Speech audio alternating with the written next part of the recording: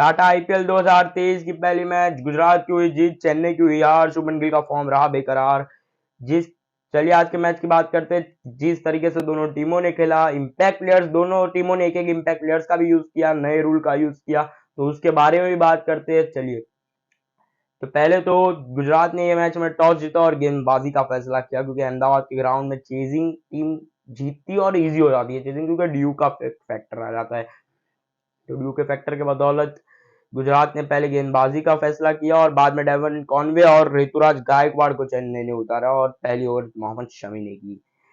Playing eleven Chennai ने तो कुछ प्लेइंग इलेवन में ऋतुराज गायकवाड़ और डेवन कॉनवे ओपनिंग कर रहे थे। नंबर 3 पे मोइन अली को भेजा चेन्नई ने, नंबर 4 पे बेन स्टोक्स, नंबर 5 पे अंबाटी रायडू, नंबर 6 पे शिवम दुबे और नंबर 7 पे रविंद्र जडेजा और एमएस धोनी और मिचेल सेटनर और दीपक चहर खेल रहे थे। इम्पैक्ट प्लेयर का भी इन्होंने यूज किया, उसकी हम बाद में जिक्र करेंगे। लेकिन पहले ही कुछ ओवरों में मोहम्मद शमी एक विकेट चटका जाते, एक इन स्विंग डालते डेवन कॉनवे को और डेवन कॉनवे क्लीन बोल्ड हो जाते उस इन स्विंग में। लेकिन बाद में मोइन अली और ऋतुराज गायकवाड़ की एक अच्छी साझेदारी रहती है, जहाँ पे चेन्नई को बैलेंस प्रोवाइड करती है और अच्छा पावर प्ले स्कोर तक पहुंचाती है चेन्नई को। लेकिन बाद में जब भी मोइन अली राशिद खान के शिकार बनते हैं, पहले ही मोइन अली को एक बार शायद एलबीडब्ल्यू आउट हुए थे मोइन अली, जहाँ पे मोइन अली ने ग्रैफल किया और वहां पे नॉट आउट घोषित किया मोइन अली को। लेकिन बाद में जिस तरीके से अगले कुछ गेंदों में मोइन अली आउट हो गए, राशिद खान ने आउट किया, उसके बाद लगा कि गुजरात इस मैच में वापस आ रही है और बाद में राशिद खान एक और विकेट चटका जाते बेन स्टोक्स के विकेट। बेन स्टोक्स को नंबर 4 पे खिलाया था चेन्नई ने बाद में अंबाटी रायडू आते, लेकिन ऋतुराज गायकवाड़ ये एक जगह पे टिके हुए होते और एक बेहतरीन हाफ सेंचुरी भी बना जाते। अच्छी बल्लेबाजी करते, 50 गेंदों में 92 रन की इनिंग्स खेलते, 9 छक्के 4 चौके की मदद से 184 के स्ट्राइक रेट से खेलते हैं। एक बेहतरीन क्वालिटी नॉक था ये। जिस तरीके से कवर ड्राइव मार रहे थे, जिस तरीके से पुल शॉट मार रहे थे, जिस तरीके के ऑफ फ्लिक शॉट मार रहे थे, बेहतरीन शॉट्स खेल रहे थे ऋतुराज गायकवाड़ भी। और गायकवाड़ एकदम कन्विंसिंग लग रहे थे, कोई भी ऑफ लॉस शॉट नहीं था, मतलब बीट नहीं हो रहे थे, अच्छे मिडल ऑफ द बैट पे लग रहा था और कोई भी लग नहीं रहा था कि कोई भी गेंदबाज इन्हें आउट कर पाएगा। लग रहा था कि ये खुद की गलती से आउट हो सकते हैं या तो रन आउट हो सकते हैं। लेकिन ऋतुराज गायकवाड़ एक बेहतरीन इनिंग्स खेलते।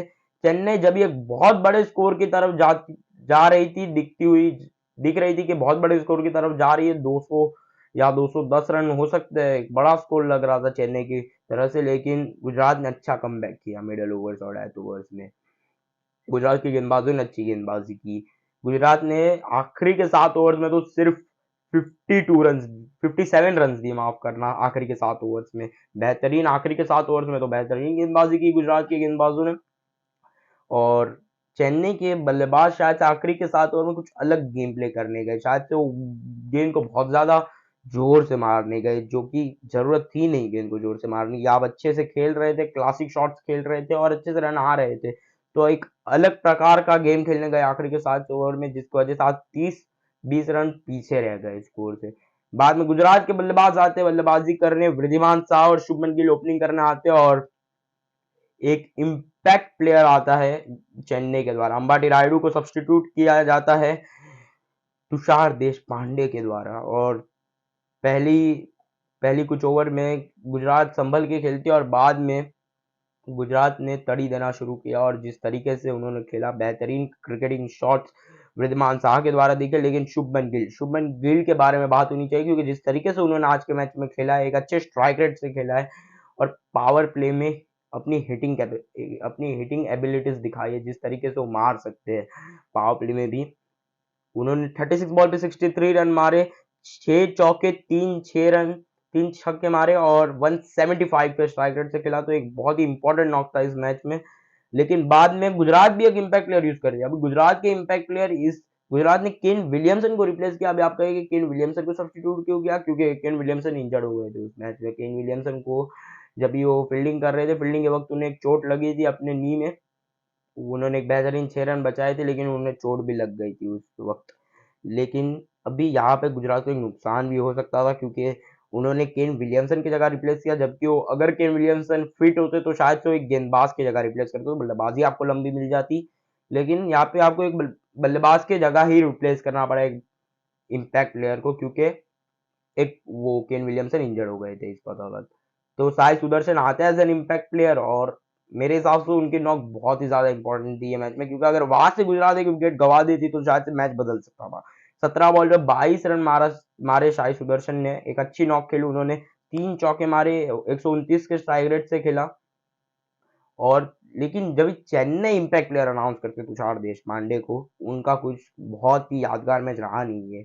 और शायद से वन ऑफ द रीजन भी हो सकते हैं कि आप Gujarat one of the region भी हो सकते हैं कि चेन्नई पे प्रेशर भी आ गया, क्योंकि या तो इम्पैक्ट प्लेयर एक मैच में एक बहुत बड़ा इम्पैक्ट क्रिएट करने वाला है, ये रूल आपको पूरा मैच बदल के देने वाला है, या तो एक इम्पैक्ट क्रिएट होगा या तो आपकी टीम थोड़ी सी पीछे हो सकती है। लेकिन तुषार देशपांडे यंग गेंदबाज है, अच्छे गेंदबाज है, वेरिएशन है, लेकिन आज के मैच में चल नहीं पाए कुछ। शुभमन गिल उनके पीछे भागे, वृद्धिमान साहा उनके पीछे भागे, लेकिन जब भी हार्दिक पांड्या आते बल्लेबाजी को, रविंद्र जडेजा उन्हें आउट कर जाते। एक अच्छी गेंदबाजी करते रविंद्र जडेजा, लेकिन बल्लेबाजी से कुछ रविंद्र जडेजा खासा अच्छा कर नहीं पाए, लेकिन गेंदबाजी उन्होंने अच्छी की। लेकिन सबसे बड़ा पॉजिटिव जो मुझे लगा चेन्नई का, तो आज थे राजवर्धन ने जिस तरीके की गेंदबाजी की, बेहतरीन गेंदबाजी राजवर्धन के द्वारा, एक अच्छी गेंदबाजी, 3 विकेट राजवर्धन ने चटकाई, 9 की इकोनॉमी से 36 रन दिए 4 ओवर में, बेहतरीन गेंदबाजी। पहला ही मैच खेल रहे, थोड़े से प्रेशर में लगे थे राजवर्धन, और जिस तरीके से बाद में विकेट्स गिरे, एक जोर से लग रहा था कि एक कमबैक आ रहा है चेन्नई का ये मैच में, लेकिन बाद में आते विजय शंकर का वो जो नॉक था, विजय शंकर के लिए आईपीएल भी बहुत इंपॉर्टेंट है, क्योंकि उन्हें इंडियन टीम में भी जगह बनानी है। लेकिन ये नॉक जो था 21 बॉल पे 27, मेरे हिसाब से ये मैच का बहुत ज्यादा इंपॉर्टेंट नॉक था, क्योंकि जिस तरीके से विजय शंकर ने, जब भी वो लगातार विकेट जा रही थी, तभी विजय शंकर ने आके एक टीम को एक बैलेंस प्रोवाइड किया, वो एक बेहतरीन नॉक मेरे हिसाब से तो। लेकिन जब बाद में आते हैं राशिद करामाती खान, और राशिद खान आते और राशिद खान जाते, 3 गेंदों में 10 रन मार जाते, और गुजरात को ये मैच जीता जाता है। अभी चेन्नई की अगर हम वीकनेस देखें पहले, तो चेन्नई की वीकनेस है उनकी डेथ बॉलिंग, क्योंकि ये मैच में एक्सपोज भी हुई थोड़ी सी। एक्सपोज नहीं कहूंगा, क्योंकि जिस तरीके से डेथ बॉलिंग थी एक्चुअली में, आप दीपक चहर तो आपके डेथ गेंदबाज है नहीं, राजवर्धन ने अच्छी गेंदबाजी की, लेकिन क्या वो आपके डेथ गेंदबाज है वो भी आपको देखना पड़ेगा। तुषार देशपांडे तो आज के मैच में महंगे रहे, इसलिए आपने उन्हें ज्यादा बॉलिंग करवाई नहीं डेथ में, एक ओवर करवाया, आखिरी ओवर था वो।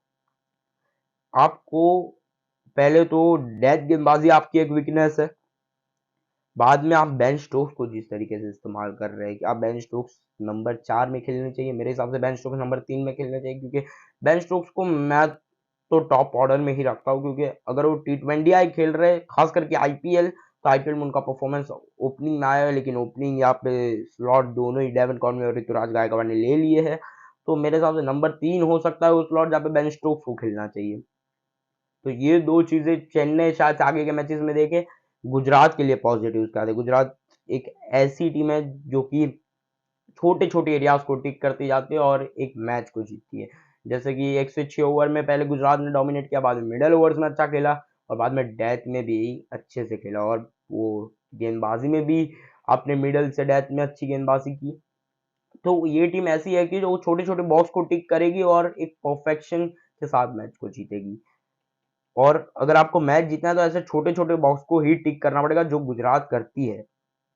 तो गुजरात के लिए सबसे बड़ा पॉजिटिव था शुभमन गिल की बल्लेबाजी, जिस तरीके से उन्होंने पावर प्ले में बल्लेबाजी की, वो फ्लिक शॉट जो उन्होंने तुषार देशपांडे को मारा, बेहतरीन फ्लिक शॉट था वो, कवर्स के ऊपर से मारा, कवर ड्राइव मारे, बेहतरीन बल्लेबाजी शुभमन गिल ने की। एक और गुजरात के लिए जो पॉजिटिव था वो था राशिद खान ने आज जिस तरीके से गेंदबाजी की, 4 ओवर में 26 रन खाए, 2 विकेट लिए, 6.50 की इकोनॉमी रही, बल्लेबाजी भी उन्होंने अच्छी की, उन्होंने आज ऑलराउंड शो दिखाया थोड़ा सा, 3 गेंदों में 10 रन मारे, 333 की स्ट्राइक रेट से बल्लेबाजी की, एक छक्का एक चौका मारा। और लेकिन क्या क्या आज के प्लेयर ऑफ द मैच कौन थे? प्लेयर ऑफ द मैच मेरे हिसाब से राशिद खान थे, जिस तरीके से उन्होंने परफॉर्मेंस दिया, एकदम ऑलराउंड शो दिखाया उन्होंने और अच्छी परफॉर्मेंस दी। कौन था आज का गेम चेंजर? गेम चेंजर मेरे हिसाब से तो आज के शुभमन गिल थे, जिस तरीके से उन्होंने बल्लेबाजी की, पावर प्ले में टेक डाउन किया सारे बल्लेबाजों को, गेंदबाजों को माफ करना, सारे गेंदबाजों को उन्होंने टेक ऑन किया। और जिस तरीके से उन्होंने दीपक चहर का जो थ्रेट था वो थोड़ा सा हावी नहीं होने दिया अपने टीम पे, क्योंकि दीपक चहर अगर शुरुआत में विकेट्स लेके जाते तो शायद चेन्नई थोड़ी सी ये मैच में आ सकती थी, जो कि एक चेन्नई की ये मैच में एक और वीकनेस है, क्योंकि अगर आपको जब आपकी डेथ गेंदबाजी स्ट्रांग नहीं होती ना, तब आपको पावर प्ले में विकेट चटकाने पड़ते हैं, और आज चेन्नई ने वो भी नहीं अच्छे से नहीं किया। दीपक चहर को आज एटलीस्ट पावर प्ले में एक आध विकेट चटकानी चाहिए थी, लेकिन दीपक चहर नहीं चटका पाए। अभी क्या चीजें इंप्रूव करनी चाहिए? पहले तो मेरे हिसाब से बेन स्टोक्स का यूज आपको इंप्रूव करना चाहिए, बेन स्टोक्स को और अच्छी तरीके से आप इस्तेमाल कर सकते हैं, और आपके डेथ गेंदबाजी को आप इम्प्रूव कीजिए। मेरे हिसाब से आप सिमरजीत सिंह को खिला सकते हैं, सिमरजीत सिंह को आप खिला सकते हैं किसी भी एक प्लेयर के अलावा, किसी भी एक प्लेयर की जगह में। मेरे हिसाब से तो राजवर्धन ने अच्छी गेंदबाजी की, तो राजवर्धन को भी आप एज एन डेथ गेंदबाज यूज कर सकते हैं। जिस तरीके से राजवर्धन ने भी आज गेंदबाजी की थी, वो बेहतरीन गेंदबाजी थी राजवर्धन के द्वारा भी। तो पहले मैच में तो गुजरात ने एज एन डिफेंडिंग चैंपियन शुरुआत कर दी है, एक अच्छी शुरुआत की है जैसे डिफेंडिंग चैंपियंस को करनी चाहिए। चेन्नई सुपर किंग्स देखेगी कि कौन सी गलतियां वो सुधार सके अपने दूसरे मैच में, कैसा वो कमबैक कर सकती है। और एक और माफ करना, एक और नेगेटिव है चेन्नई का, नो बॉल्स आप अफोर्ड नहीं कर सकते एज एन इंटरनेशनल लेवल पे। जब भी आप खेलते होते, या तो एक आईपीएल जैसा टूर्नामेंट जब आप खेलते, तभी आपको नो बॉल्स कम डालने पड़ते हैं। आपने 12 एक्स्ट्रास दिए, 12 एक्स्ट्रास बहुत ज्यादा होते हैं। आपने 2 नो बॉल दिए, 4 वाइड और 6 लेग बाइस। तो आपको एक्स्ट्रास को भी थोड़ा सा इंप्रूव करना पड़ेगा। अगर क्या पता, अगर एक्स्ट्रास आप इतने ना देते तो शायद से मैच और आखिरी तक जाता और आपके चांसेस बढ़ जाते। तो चेन्नई को ये सारी चीजें इंप्रूव करनी पड़ेगी आगे के मैचेस में। और ये तो अभी पहली मैच है, शुरुआत है ये लीग की, ये सफर बहुत लंबा है, और जो टीम अच्छी करेगी वो टीम ये सफर में जीतेगी। फिलहाल तो ये चेन्नई की पहली मैच है, चेन्नई और इम्प्रूवमेंट कर सकती है। आज के लिए तो सिर्फ इतना ही था। वीडियो को लाइक कीजिए, चैनल को सब्सक्राइब कीजिए, बेल आइकन को दबाइए, क्योंकि सबसे पहले क्रिकेटिंग खबरें हैं, जो प्रीव्यू है, जो रिव्यूज है मैच के रिलेटेड, जो एनालिसिस है, वो सबसे पहले आपको मिले। तब तक के लिए बाय बाय।